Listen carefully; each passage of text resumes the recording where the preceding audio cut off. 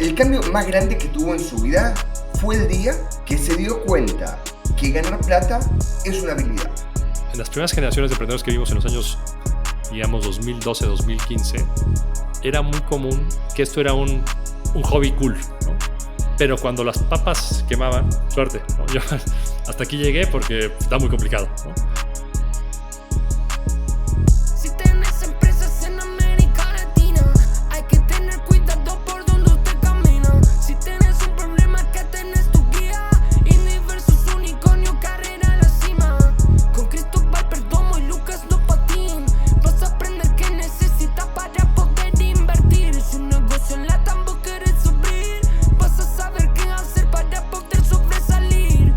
Bienvenidos al octavo episodio, ya empezamos mal, bienvenidos al octavo episodio de Indie vs Unicornio. Creo que para hablar tan mal y pronunciar tan mal podcast es lo último que tendría que haber elegido hacer, pero uno hace lo que le cuesta, ¿no? ¿Cómo anda mi mejor amigo? Muy bien, ¿tú, Lucas? ¿Qué tal? Bien, hoy un poco con menos fuerza. Ayer fue el Día del Perdón Judío, que son las 25 horas de ayuno, que las hago a pesar de mí, aunque me considero un mal judío. La culpa supera la realidad. Así que hoy estoy en pos de eso, pero ando bien. Hoy ya desayunaste, espero. No, y ayer fue una cena inolvidable. Porque Bueno, generalmente eso es es del importante. fin de día, digamos, de las más o menos 6:30 de la tarde hasta las 19:30 del otro día. O sea, es de anochecer a anochecer. Así que, ya estamos como corresponde, pero lo odio. Así que lo bueno es que faltan solo 364 días para volver a eso. Para repetir. Ok. ¿Qué tenemos para hoy? ¿Qué te tienta a hablar? Yo tengo un par de temas, pero tengo curiosidad del tema este que hemos hablado fuera del micrófono de Ladders of Wealth, ¿no? Yo di una leída por encima, la verdad no soy ningún experto, pero tiene que ser un tema que te apasione, por eso quisiera que lo demos hoy. Es perfecto. Y Cristóbal lo menciona para contar el detrás de escena. Tenemos un Google Doc que vamos manteniendo de temas que queremos charlar. Y lo quiero poner en la agenda hace, ¿qué debe ser ya? No sé, el episodio 3 o 4.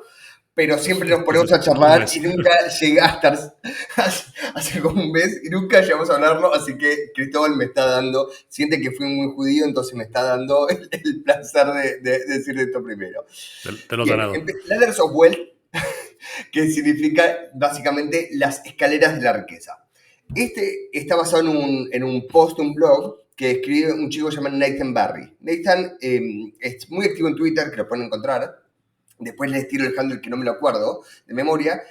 Y él es básicamente el founder de ConvertKit. ConvertKit está 100% bootstrapeada. Tiene un ARR, o sea, ARR, Annual Recurring Revenue, de aproximadamente $30 millones. 100% bootstrapeado. Levantó la primera ronda hace poquito, pero no es que lo hizo por la plata, sino lo hizo para retirar un poco de plata de la compañía. Más que otra cosa. Sigue creciendo año a año y me parece que es una manera de pensar brillante. ¿Qué es lo que me gusta de esto? Primero, lo que él dice es, el cambio más grande que tuvo en su vida fue el día que se dio cuenta que ganar plata es una habilidad. Que no es algo que nace innato en las personas, que como cualquier cosa que uno aprende en la vida, ganar plata es una de esas cosas. Y que cuando uno se da cuenta que es una habilidad, significa que se puede aprender. Y que no es un secreto o algo que tienen ciertas personas, sino que teniendo un montón de instrucciones y un montón de libros y un montón de blog posts o podcasts, lo que sea, uno puede aprender de los diferentes pasos que puede dar hacia tener riqueza. Que ya sí en eso me parece una hermosura. ¿Por qué es eso? Porque eso significa que cualquier persona, no importa si ganó digamos, la lotería de vientre, como me gusta decirlo a mí, las personas que nacieron en esa cuna de oro, o que es una persona que nació sin nada, puede llegar a hacer eso. Tal vez el camino sea mucho más largo para la persona que no tiene recursos familiares o que no nació con toda la educación. Pero a cualquiera que le interese, poco a poco puede llegar. Entonces, ¿qué es lo que dice Nathan? Él dice básicamente que son unos 4 pasos a grandes rasgos que uno toma para ir escalando la riqueza. Entonces, el primero de todos es, llamarlo el más simple, es tiempo por plata. ¿Qué significa tiempo por plata? Es cuando estás, por ejemplo, trabajando asalariado en una compañía. Vos le das tu tiempo y ellos te dan plata a cambio. También es lo mismo, por ejemplo, si estás básicamente trabajando, si se pone casi freelance o full time o como un contrato para cierta compañía. Esto generalmente es la manera más típica donde empiezan todos. Vos podés pensarlo como sos el barista el que hace el café en Starbucks, o en Starbucks, como le dicen en México. En Starbucks uno va, no tiene que saber nada para ir. Lo único que uno tiene que tener es una buena predisposición, una sonrisa, ser amable y poder seguir las instrucciones que uno le da. Pero no estar esperando que uno tenga más enseñanza previo a eso. Entonces, ir a vender tus horas es como el primer escalón. Lo más interesante de este primer escalón es que lo que se necesita para poder que te vaya bien es universal. O sea, no importa prácticamente dónde te criaste, no importa qué educación tuviste, lo que necesitas simplemente es, primero, poder ir todos los días de manera consistente al trabajo. Parece una boludez, pero muchos fallan en eso. ¿Qué quiere decir eso? Si uno es un barista en Starbucks y tiene el turno de 8 de la mañana a 5 de la tarde todos los días, para que a uno le paguen tiene que ir consistentemente todos los días. La segunda cosa es que uno tiene que ser confiable. ¿Qué significa esto? Que cuando uno está detrás de la máquina, tiene que poder hacer el café de la misma manera todos los días, de manera repetitiva y de manera confiable. Y la tercera es poder ir aprendiendo. ¿Qué significa esto? Hay que hacer los cafés de cierta manera y uno tiene que ir aprendiendo de cómo se hacen. ¿Qué es lo que me gusta de esto? Es que el primer paso, el de tiempo por plata, es absolutamente universal. Es, por supuesto, el más común de todo, porque lo que más hay en el mundo es empleados, pero es un primer paso que es absolutamente universal y no tiene requerimientos previos. ¿Y por qué es bueno esto? Porque uno tal vez puede empezar siendo barista a los 15 años, 16 años, o lo mismo trabajando en McDonald's. El otro día, por ejemplo, me encantó, subió una foto, Jeff Bezos, a su Twitter, comiendo una hamburguesa en McDonald's, diciendo, la siguen haciendo tan bien como mi primer trabajo. Porque su primer trabajo, cuando era adolescente, no sé si 14, 15, 16 años, fue trabajar en McDonald's. Y eso es algo prácticamente universal. Uno no tiene que tener nada, no tiene que tener la educación correcta y lo pueden hacer todos. Yendo a un trabajo tal vez más común en nuestro mundo, tomarlo lo de un diseñador, por ejemplo. Uno puede ser un diseñador trabajando full time para una compañía o para una startup donde uno está de 9 a 5, 9 a 6, haciendo los diseños que le van pidiendo. Perfecto. La segunda escalón de esto que se viene, el primero siendo tiempo por plata, es vendiendo tus propios servicios. Entonces, ¿qué significa esto? Significa, el primer paso puede ser, tal vez, pasas de ser un diseñador que trabaja full time para una startup, pasas a ser un freelancer que tiene múltiples clientes. Entonces, vos tal vez le dedicas 2, 3 horas a cada cliente por día por semana o algo por el estilo. Otra manera que lo puedes hacer es vendiendo los servicios, es armándote una pequeña consultora o un estudio, que es otra manera, digamos, que está bueno que puede ir escalando. Entonces, no solo estás vendiendo tus horas, sino estás vendiendo horas de potenciales empleados. Entonces, ¿qué es lo que me gusta de esto? Es que es un paso más allá. Ya empezás a salir en este camino de un poquito de la barrera de estoy ganando solo una cantidad predeterminada todos los meses. Con esto vos podés empezar a ser un poco más variable e empezar a incrementar lo que vas ganando. ¿Por qué? Porque puedes empezar a tener empleados o cuando tenés más trabajo se lo puedes dar a otras personas. Entonces, ir incrementando esto me parece algo que, te requiere otro tipo de destrezas y cosas que uno va aprendiendo. ¿Qué es lo que uno puede aprender en este paso? Lo que es necesario para poder hacerlo. Primero, si uno tiene múltiples clientes o empleados, uno tiene que empezar a aprender a armar una compañía. Necesitas incorporarte en una compañía. A ver, ahí creo que el segundo paso yo lo escribiría como arbitraje, ¿no? Es donde dejas de cobrar por lo que cuesta y cobras un poco más de lo que cuesta y te quedas con la diferencia, ¿no? Exacto, exactamente. Entonces, es un paso más allá, pero es basado todavía en horas por trabajo. Entonces, siguiendo con esto, la próxima cosa que es necesario para este caso, que no es simple, es empezar a tener múltiples clientes. En el primer paso, cuando vendes tu tiempo por plata, cuando sos empleado de una compañía, tenés un solo cliente que es tu empleador. En este segundo paso, el vender tus servicios, necesitas poder aprender a tener múltiples clientes y necesitas tener un proceso repetitivo para poder llegar hacia ellos y tener nuevos clientes, porque clientes se van dando de baja. Ahí ves que en el segundo paso son los emprendedores originales, ¿no? El emprendedor original en el mundo era el pastor, sacerdote o líder religioso, ¿no? Atendía más gente, el abogado, el doctor y el contador, ¿no? Esos 4 fueron los primeros que encontraron la manera de dar un servicio a muchos clientes y cobrar una diferencia regenteando el trabajo de alguien más, ¿no? Absolutamente, 100%. 100%. Y las otras cosas que se faltan para esto, pero para ir rápido, es uno tiene que empezar a saber ponerle un precio a las cosas. Uno tiene que aprender a ponerle precio a lo que uno vende. Es una destreza, es algo que se tiene que aprender. Contratar empleados no es fácil. Encontrarlos, como básicamente convencerlos, traerlos, y después todas las cosas de contabilidad, finanzas, operaciones de un negocio, o inclusive establecer tu presencia online. Entonces, como el segundo paso de esto, siguiendo a nuestro diseñador estrella, se montó su pequeño estudio de diseño. Entonces, sigue vendiendo horas, pero no son necesariamente solo sus horas y va escalando en el segundo paso. Generalmente en el segundo paso, lo que uno puede ganar no está limitado a un sueldo, sino que tiene las posibilidades de ganar el arbitraje, como bien decías, entre múltiples empleados que uno puede tener. El tercer escalón, siendo el primero tiempo por plata, el segundo tus propios servicios, es un servicio productivizado. ¿Qué significa un servicio productivizado? Por ejemplo, es cuando cobras no, digamos, por un trabajo mensual o por horas, sino que cobras un paquete. ¿Qué significa? Como diseñador, yo te voy a dar el diseño de tu página web y de tu marca. Y por eso va a ser tanta cantidad de pesos, dólares o lo que sea. Entonces, ¿qué es lo que trae esto?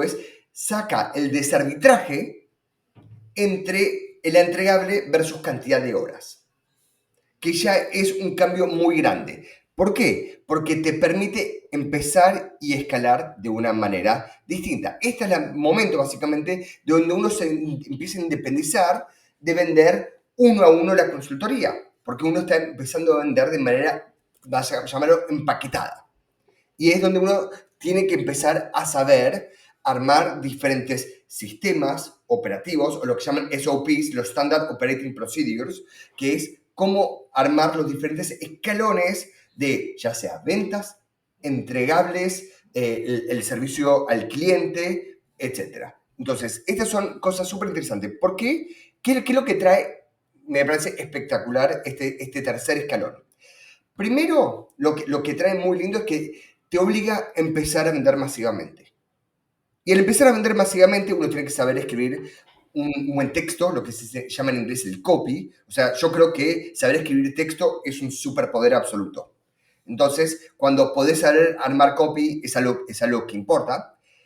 Segundo, tenés un proceso de venta básicamente que es repetible, que también es súper importante. Tenés que seguramente ya empezar a poder cobrar online, que también es importante. Entonces, como ejemplo de este tercer básicamente escalón de lo que llaman los servicios productivizados, sería un diseñador cobrando por entregables. Entonces, es donde puedes entregar logos o páginas y básicamente donde el cliente no sabe quién hizo el trabajo directamente. Y el cuarto escalón, repitiéndolo de antes, el tiempo por plata, vendiendo tus propios servicios, un servicio productivizado, es vendiendo un producto. Donde vendes el producto es llamado, ¿cómo se dice el Holy Grail? El grial sagrado, pero no sé. El grial sagrado, básicamente la meca de donde uno quiere llegar. ¿Qué es lo que es eso? Es cuando uno vende un producto que no depende de las horas del todo. Donde uno vende algo donde el esfuerzo ya se hizo y significa que el margen bruto de cada nuevo producto es prácticamente el 100%. Ejemplo de esto es, si tienes una SaaS, un software as a service, el desarrollo del producto uno ya lo tiene hecho. Cada nuevo cliente que tiene un margen bruto prácticamente del 100%. No es del 100%, generalmente es del 90%, 80%, pero sigue siendo de un número relativamente alto. ¿Por qué es importante esto? Es importante porque es lo más escalable del mundo. Es lo que deja de depender de horas humanas del todo. Otra manera mucho más simple que usás inclusive de tener un producto es cuando uno vende productos digitales. Si uno vende un curso online, un ebook, si uno escribe un libro y lo que está vendiendo es el PDF, a uno el costo de vender uno o vender 1000 es prácticamente lo mismo. Por supuesto, hay marketing por detrás para llegar a vender 1000, pero imagínate que ya tenés tu audiencia creada y lo que estás haciendo es mandárselo a tu mailing. El costo prácticamente es negligente en cada caso y ya no está adaptado a tu tiempo. A cualquiera que emprende online, la meca prácticamente siempre termina ser armando productos. Por supuesto, sí hay, digamos, negocios, servicios que escalan una barbaridad y estoy muy a favor de negocios de servicios en general y particularmente alrededor de tu primer compañía porque es la manera más fácil de llegar a tu primer $1.000.000, pero vendiendo productos es hacia donde uno va, porque uno ya ahí empieza a pensar en escala. Ahí es donde uno empieza a pensar cómo realmente vender a miles de personas al mismo tiempo. Ahí es donde uno realmente entiende cómo escalar el marketing.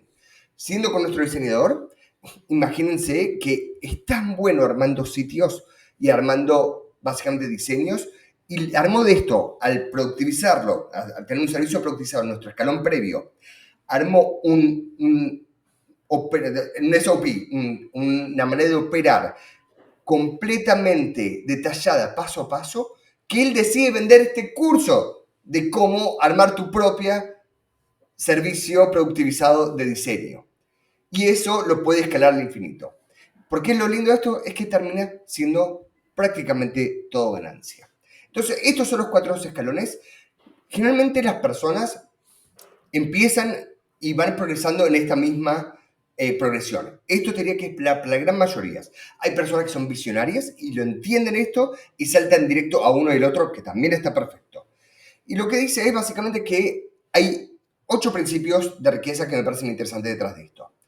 El primero es, como decía, uno puede ir salteando esos escalones, pero uno necesita las lecciones del escalón previo para el próximo, que uno lo puede haber aprendido por mentores o por diferentes trabajos o por diferentes cosas, pero las lecciones uno las tiene que ir aprendiendo. La segunda es que el tiempo y la plata que uno va ganando, generalmente uno las tiene que ir reinvirtiendo constantemente. La tercera es que para seguir construyendo tu riqueza, uno tiene que entender las nuevas habilidades que uno va aprendiendo en el camino. Las habilidades previas generalmente no te alcanzan para el próximo escalón, sino uno tiene que siempre ir aprendiendo nuevas. La cuarta es, básicamente, hay una diferencia realmente fuerte entre ganar muy bien y tener riqueza. Para mí y para muchas otras personas, ganar muy bien significa tal vez tener un sueldo muy alto o tener negocios que dejan mucha plata. Pero la riqueza verdadera es 2 cosas. Uno, cuando ya no te importa la plata para vos, porque ya lo que tenés, si no la perdés vas a estar bien. Y la segunda, más importante asociada de todo esto, es que tu tiempo es tuyo. Entonces la riqueza es cuando ya hiciste suficientemente plata que con tu tiempo podés hacer lo que quieras y que no sos un esclavo de lo que te da la plata. Básicamente, el quinto es si uno básicamente va encontrando diferentes pasos del escalón para ir saltando, que las vaya aprovechando. El sexto es que es mucho más fácil cada escalón con la audiencia. Si uno tiene gente si uno va generando una audiencia online, ya sea Twitter, LinkedIn, TikTok o donde uno quiera, generalmente es mucho más fácil ir a otro paso. El séptimo, esto que es contraintuitivo, generalmente cuando uno pasa de escalón, uno al principio gana menos plata, no más. Entonces, ¿qué significa esto? Generalmente uno cuando está como empleado gana, ponerle 100, y cuando sea como freelance seguramente al empezar va a ganar 60 o 50, pero va a tener la posibilidad de llegar a ganar 200. Entonces, por eso uno se toma ese próximo paso. Y la octava, que es la que más odio de todas, pero es una verdad universal, es que todo toma muchísimo más tiempo de lo que uno le gustaría. Todo es mucho más difícil de lo que uno cree, a fin de cuentas, y el tiempo, uno cree está de nuestro lado porque lo está, porque tenemos tiempo para hacer cosas, pero hay que tener paciencia y la consistencia en el tiempo, haciendo algo día tras día, es lo que termina ganando. Pero generalmente tarda mucho tiempo en hacer las cosas. Esos son los 4 pasos. ¿Acuerdo, desacuerdo? ¿Qué te parece? Yo creo que tiene mucha lógica, ¿no? O sea, que empiezas tú vendiendo tu tiempo y conforme tu tiempo te das cuenta que es finito y que la única manera de escalar es medio tiempo de alguien más, pasa al siguiente escalón. Y creo que toda la progresión es bastante obvia, ¿no? Eh, yo creo que ahí mi única duda es, y lo pienso mucho con los emprendedores, ¿no? Los emprendedores pueden tener la riqueza como un fin o como una consecuencia, ¿no? Y el tipo de emprendedores en los que yo invierto, en el 100% de los exitosos, la riqueza es una consecuencia y no un fin. O sea, son conscientes de que cuando logren su objetivo van a ser ricos, pero no es el driver, ¿no? Y creo que es bien diferente de la mentalidad de las escaleras, ¿no? Las escaleras sí tienes un fin de que quiero hacer dinero, ¿no? Aquí es, yo sé que si hago este sueño que me parece increíble, al final además va a haber dinero, ¿no? Pero es como bien separado. Absolutamente separado porque vos trabajas con gente que quiere ir a ser unicornios, básicamente. Y los unicornios generalmente tienen sueños que cambian el mundo, que si lo logran, van a tener su valor por detrás por haber cambiado el mundo. Ahora, son tan pocos los que lo logran que ahí es generalmente es donde termina siendo, digamos, contraintuitivo. Yo personalmente soy los que creen que la gran mayoría que quieren ser millonarios y son lo suficientemente inteligentes, y lo suficientemente no es una vara muy alta para dejarlo claro, no estoy diciendo inteligente, dije lo suficientemente inteligentes y son consistentes en el tiempo, lo logran hacer si entienden este tipo de pasos. Ahora, ahí déjame una cosa antes que entrar de los sueños y todo. Yo personalmente, por ejemplo, mi sueño primero fue básicamente tener libertad absoluta. Y yo entendía que para tener la libertad absoluta lo que más necesito es plata. Cuando uno tiene suficiente plata, uno elige lo que hacer. Entonces mi sueño no era cambiar el mundo, sino era plata. Después que ya estuve tranquilo y ya hice lo que tenía que hacer para eso, ahora me puedo dar el sueño de hacer otras cosas como este podcast que me gusta porque estoy hablando un montón de temas en español que me parecen fascinantes. Pero para mí el sueño de tener la libertad, o inclusive solo ser millonario por ser millonario, es válido. O sea, estoy muy en contra de los que piensan que ser millonario es una mala meta. Yo creo que ser millonario es una gran meta, no tiene absolutamente nada, y el que le diga lo contrario está equivocado. Así que... A ver, creo que la única gente que no le gusta el dinero son los ricos de Palermo, ¿no? Progresistas, ¿no? O sea, el dinero resuelve mil problemas, ¿no? O sea, solamente problemas que no, pero hay muchos problemas que sí, ¿no? Eh, a ver, yo pongo el tema del emprendedor con el sueño y donde la riqueza es una consecuencia, ¿no? Típico pregunta es, oye, no sé si debo ser emprendedor o no, ¿no? La respuesta siempre debe ser no, seguramente no debes ser emprendedor, ¿no? Porque ser emprendedor es como ser futbolista o ser estrella de rock. No es algo que te pasa, ¿no? Es algo que tienes tú que buscar. Y eso, o sea, lo más probable es que no llegues, ¿no? Lo que tú decías, los unicornios son muy poquitos. Entonces, tiene que ser realmente tan grande tu pasión por eso que quieres lograr, sea lo que sea, ser el mejor chef del mundo, ser la empresa que más aviones manda al espacio, no tengo idea cuál sea. Pero tiene que ser tan grande el sueño que el valor esperado de la probabilidad de fracaso contra la probabilidad de éxito tiene que ser muy alto, ¿no? Es como el tema de Elon Musk y Tesla y SpaceX, ¿no? La probabilidad de éxito era bajísima, pero si la pegaba, el valor esperado de esa pequeña probabilidad de éxito compensaba por lejos el fracaso. Entonces, creo que, a ver, la vida resuelta es diferente para todo el mundo, ¿no? O sea, hay gente que la resuelve con 100 pesos, hay gente que la resuelve con $1.000.000, hay gente que nunca la resuelve con 1 billón, ¿no? Entonces, creo que es bien importante, más allá de si quieres riqueza o no riqueza, es para qué la quieres, ¿no? Tienes gente como Warren Buffett que la riqueza para él es simplemente una manera de llevar al marcador. No es que le interese rico, ¿no? O sea, simplemente saber qué tan bueno soy es saber que tengo 1 billón y antes tenía medio, ¿no? Hay gente para que es como tú dices, que creo que me parece la manera más sana de verlo es yo quiero dinero para tener tiempo, ¿no? O sea, yo quiero tener tiempo para hacer lo que yo quiero y lo que me gusta y que no es una preocupación que ese tiempo se lo tenga que dar a alguien más. Entonces depende mucho cuál es la motivación detrás de eso.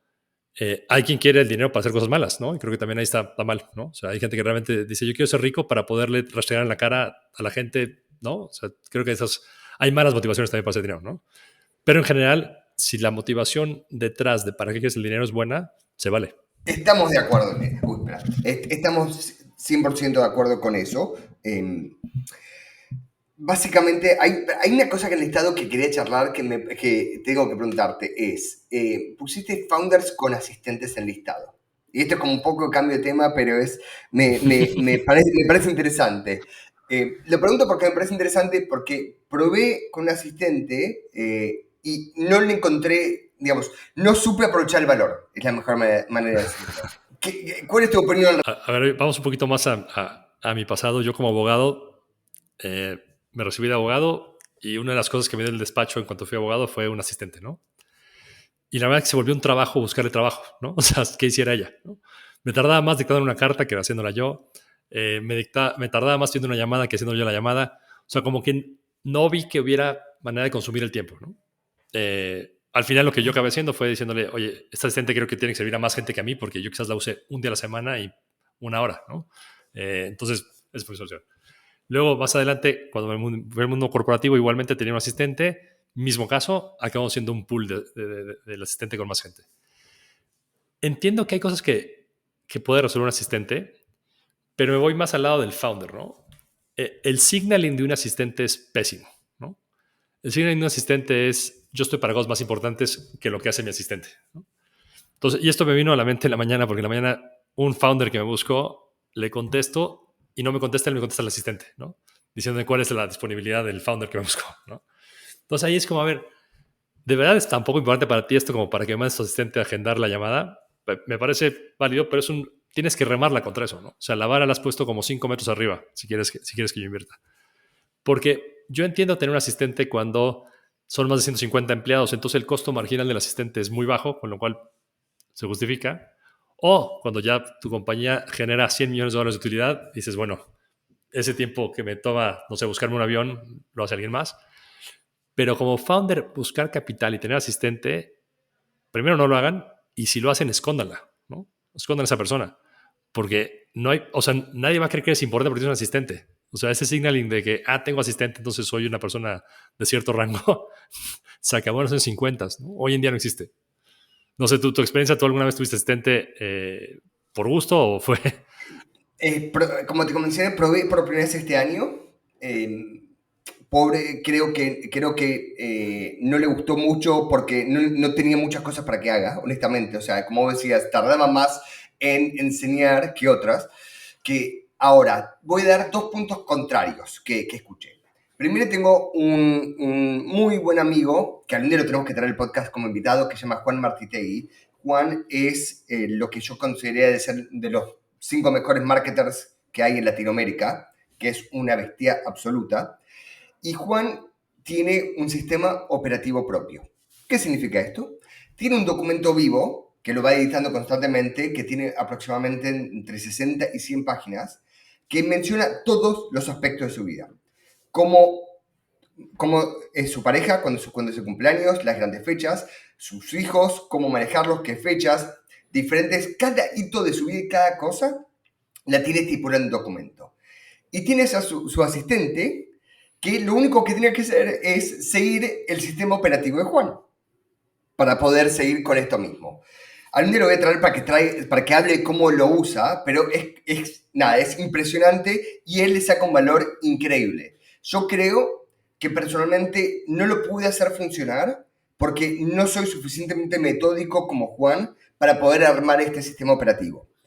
Porque cuando sí lo veo funcionar en diferentes personas, realmente le soluciona gran parte. Porque hay que acordarse que los asistentes personales no son solo para trabajo, sino la idea es que te liberen tiempo de tu vida en general para que puedas dedicarle más tiempo a la compañía, ¿cierto? Entonces, si te resuelve problemas personales, por ejemplo, de sacarte turnos con médicos, que te lo pueda hacer alguien por vos, o coordinar la persona que te va a venir a arreglar, no sé, algo en tu casa, y diferentes cosas, si te puede sacar tiempo encima, eso es tiempo que uno recupera para trabajar, que es el punto del asistente. Eso como primera cosa lo he visto de manera exitosa y me parece mega interesante.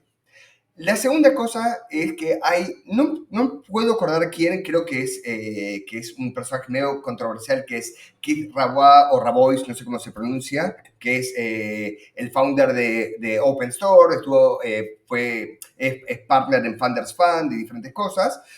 Y él dice que lo primero que uno tiene que hacer es contratarse un asistente barra office manager. ¿Por qué? Por justamente esto mismo. Dice que un asistente que te libera el tiempo de tu vida te permite a vos concentrarte en lo que más importa, que es construir tu negocio. Ahora, sí me parece importante es saber cuándo dar señales y qué tipo de señales. Si estás hablando con una persona a quien te importa impresionar o caer bien como uno de tus inversores, por supuesto no mandes a tu asistente a coordinarlo porque vas a quedar como alguien que está desconectado de la realidad y hacelo vos mismo y es lo más lógico del mundo. Entonces creo que también las apariencias, aunque tengas un asistente, importa. No creo que un asistente es para todos los casos, sino tiene que ser lo suficientemente inteligente de lo que en inglés se dice virtue signaling, o sea, básicamente es qué tipo de señal positiva quiere dar, y esa no es una de ellas, ¿cierto? Realmente uno quiere dar, digamos, las señales de que uno es un founder que está comprometido en el día a día, que entiende todo lo que está pasando, que no está despojado de la realidad de llamarlo un calendario, menos si es con un inversor. Entonces, no creo que necesariamente sea algo malo, sino que como todo, hay que saber cómo presentar las cosas y cuándo ser estratégico en lo que uno hace. ¿Tú de acuerdo en que hay un momento para tenerlo? Para tener esa persona. Definitivamente no es cuando yo voy a invertir, ¿no? O sea, yo nunca voy a probar la pizza con piña y tampoco voy a probar, nunca voy a invertir en alguien que tenga un asistente. Son reglas de vida.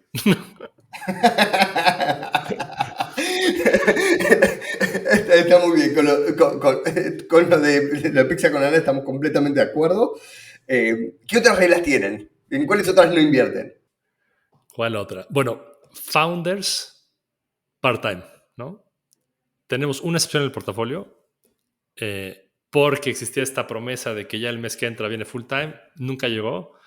Es una regla muy difícil de romper. Yo hacia adelante veo casi imposible que invirtamos otra vez en alguien que no está part-time, que no está full-time, ¿no? Founders con poco equity, ¿no? Yo quiero que el founder, si le va bien, le vaya extraordinariamente bien en lo personal y no que esto sea un lindo bono, ¿no? Si le va bien a la compañía. Entonces, ese es un tema típico, ¿no? En Latinoamérica, sobre todo cuando levantan algo de capital antes de ir a ver fondos, que llegan y ya entre 5 primos tienen el 50% de la empresa, ¿no? Y, oye, ¿pero por qué no? Pues es que yo no sabía. Bueno, eres invertible, ¿no? O sea, se acabó cualquier posibilidad de sueño. Tenemos, a ver, varias. Te tendría que dar una pensada y si quieres en el próximo episodio te traigo una lista. Por si hay varios así como red flags. Pero hay una pregunta que yo siempre hago, que es bastante extraña, que es ¿a qué pariente admiras y por qué? ¿No? Y esto, a ver, en los emprendedores que nos ha ido mejor son aquellos que tienen una referencia de éxito muy cercana y tangible y que la han vivido de cerca, ¿no?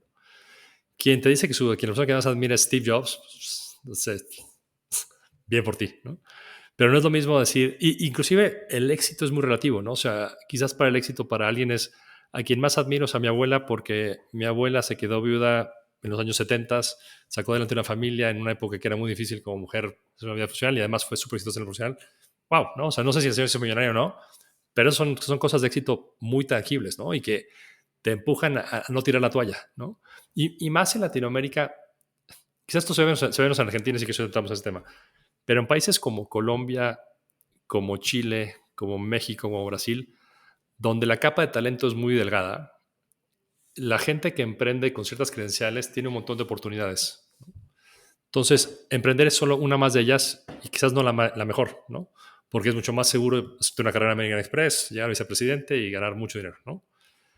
Entonces, ahora pasa menos, pero en las primeras generaciones de emprendedores que vimos en los años, digamos, 2012, 2015, era muy común que esto era un hobby cool, ¿no? O sea, soy startupero y tengo mi startup y soy founder, lo que quieras, pero cuando las papas quemaban, pues bueno, suerte, ¿no? Yo hasta aquí llegué porque está muy complicado, ¿no? Y eso vimos que los que tenían la misma capacidad de oportunidades, pero no dejaban que el negocio se muriera, era porque tenían esta referencia, ¿no? Tenían como un poco una vara interna de yo conozco a esta persona, mi familia, yo quiero ser por lo menos tan bueno como ellos, o quiero tener una anécdota tan buena como la de ellos de que saqué esto adelante. Y si no la hay esa referencia interna, no dan. En inglés hay una frase que se llama chip on the shoulder, que significa, la verdad no tengo la más puta idea qué significa, pero o sea, la traducción literal significa tener como, digamos, unas cartas Una piedra en la espalda, ¿no? digamos, una pie, exactamente. Esa debe ser la mejor traducción, gracias. Como, o sea, el que habla bien acá es Cristóbal, para dejarlo claro. Yo, Lucas, soy un desastre. ¿Qué significa eso? Generalmente, cuando una persona tiene a alguien que admira de cerca, generalmente le quieren comprobar a esa persona que ellos también pueden. Y para mí, digamos, lo interesante de la pregunta es justamente eso, es que si tienen a alguien de referencia cercano, familiar, es que también le quieren demostrar a esa persona de que ellos también son capaces.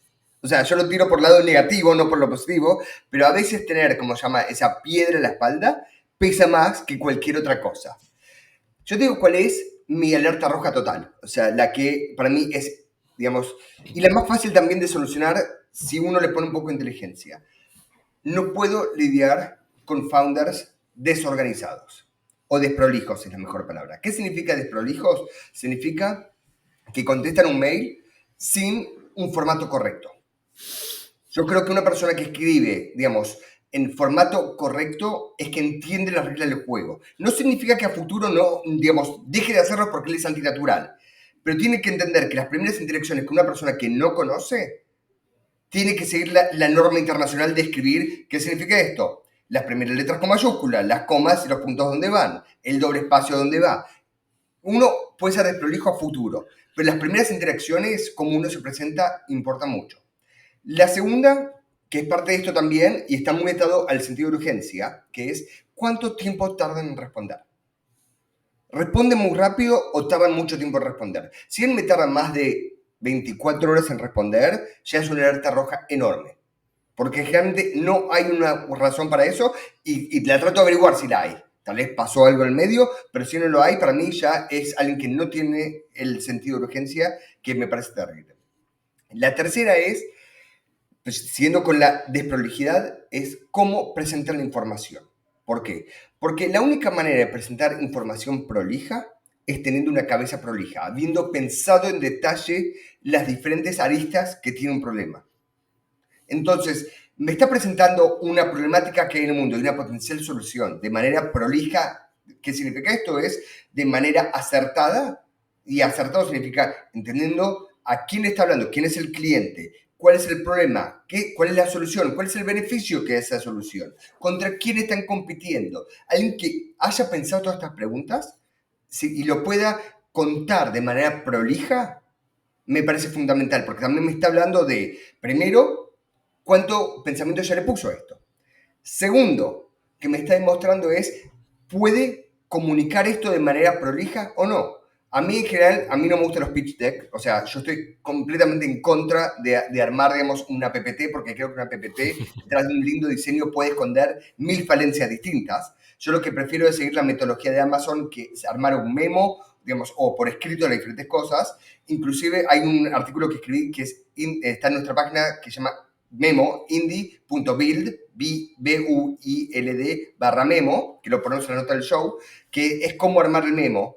Entonces, en general, a mí me gusta todo por escrito porque no puede esconder las falencias mentales. Entonces, para mí, cualquier persona que es desprolija en cualquiera de nuestras primeras 5 o 10 interacciones, para mí ya es una alerta roja. Si es desprolijo futuro, me molesta menos. ¿Por qué? Porque significa que es su naturaleza. Entonces, un famoso ejemplo de esto que me vuelve loco es Jerry Yang, que fue el founder de Yahoo. Estamos hablando de emprendedor de hace 25 años atrás, que hace 10 años que no se escucha de él. Escribía todos los emails y todo con minúscula. Nunca usó una mayúscula. Lo mato. Pero te aseguro que cuando le escribió a sus inversores por primera vez, te aseguro que escribía en mayúscula. Okay. A ver, y ahí, a ver, me sacaste un par de cosas. Una es el tema del pitch deck. Mi socio coincide contigo. Mi socio nunca ha abierto un pitch deck en su vida, ni creo que lo vaya a hacer. Yo sí los veo, pero te voy a decir para mí qué es importante el pitch deck. Yo creo que es el pitch deck, es el pitch como la entrevista a contratar a alguien, ¿no? Hay gente que es excepcional en la entrevista y es un pésimo empleado. Hay gente que es excepcional haciendo pitch decks y es un pésimo emprendedor, ¿no? Entonces, pero creo que el pitch deck, yo recomiendo que todo el mundo lo haga, no para que lo vea nadie, sino porque te da estructura para pensar las cosas que tienes que decir, ¿no? O sea, la verdad todavía no me toca ningún founder que me traiga algo por escrito. Ojalá que un día tenga un Amazon Driven Founder, pero nunca he tenido uno, ¿no? La mayoría es o deck o hablan, ¿no? Pero se nota claramente el que hizo el deck y que sabe hablar sin el deck, ¿no? Aquel que es un orador de deck, ¿no? Y simplemente te lo ensalza un poquito, pero no hay mucha información más allá de eso, ¿no? Entonces yo creo que esta parte es el deck.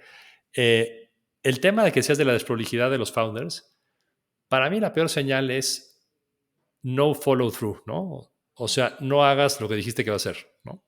Esa es la peor, ¿no? O sea, cuando alguien te dice, te encara y te dice, oye, es que tengo una empresa increíble, por favor, hablemos. Sí, le das el mail y nunca te escribe, ¿no? Y te escribe al mes, ¿no? Evidentemente, pues no era tan importante, ni era la prioridad, ¿no? Si no hay una buena razón, ¿no? No sé, me enfermé, me pasó algo, decidimos, ¿no? O tienes una reunión con ellos y te dice, te voy a mandar tal número y el número nunca llega, ¿no? Esas cosas son grandes data points de que esto seguramente no es algo bueno, ¿no? Y así pensando en red flags, me acordé ahorita de lo que decías. Otro red flag que es casi imposible de invertir es el multifounder, ¿no? Estos founders que tienen 25 ranchos, ¿no? Y ahí te puedo explicar la lógica del VC, ¿no? La lógica del VC es perversa, y es lo que es, y es, yo quiero que no haya salvavidas ni haya paracaídas, ¿no?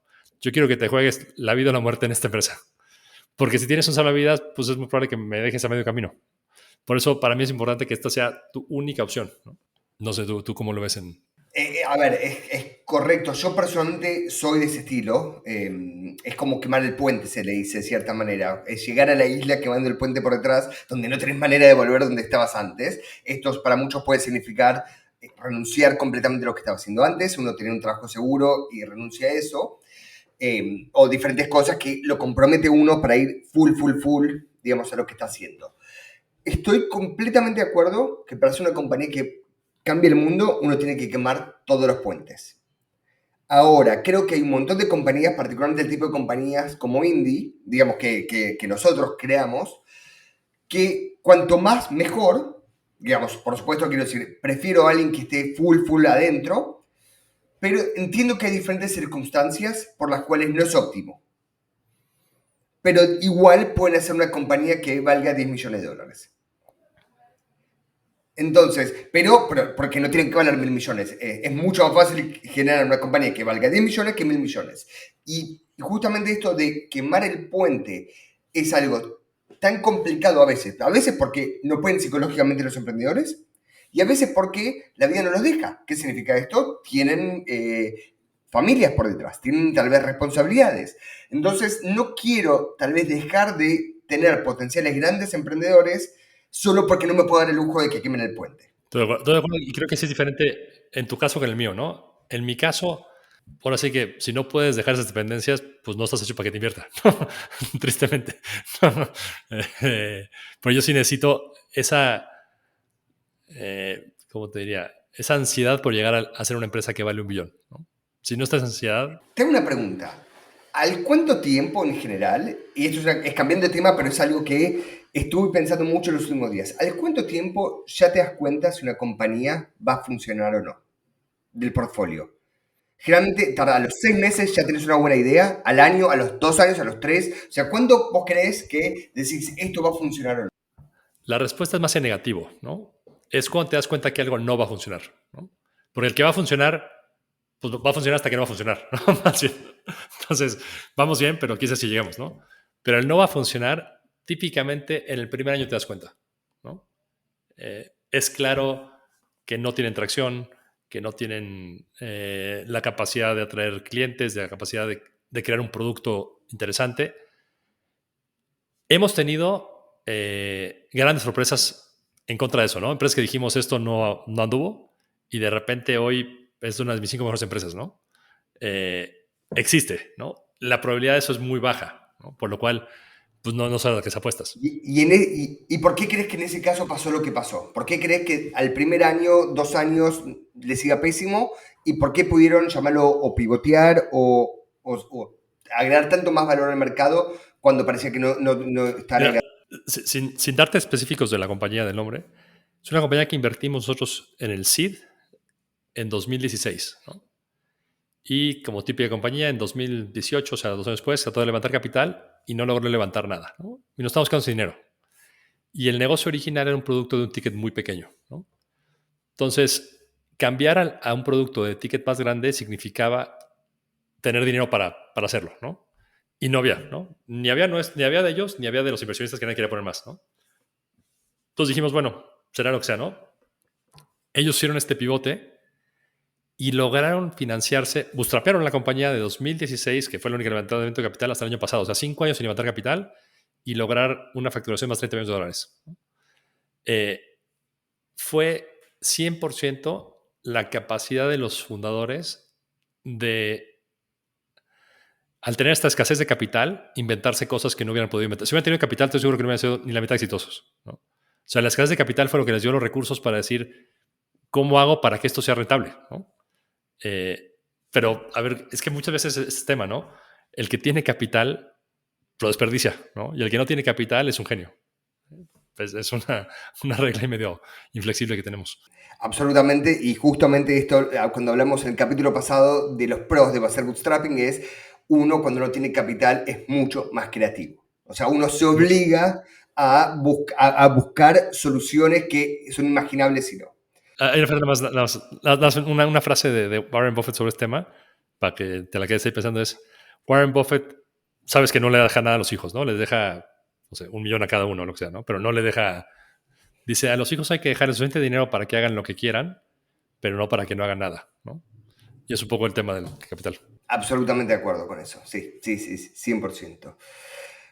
Gracias a todos, esto fue el capítulo y como siempre suscríbanse en Spotify, Apple Podcast, donde sea, denle el corazón, comentarios, leemos todos los comentarios. Si quieren escribirnos en Twitter, estamos los dos, tenemos nuestros mensajes directos abiertos. Todo feedback que nos dan, cómo mejorar, somos primerizos en esto, así que nos estamos desbrigando juntos. Bienvenidos al viaje. Abrazo. Gracias.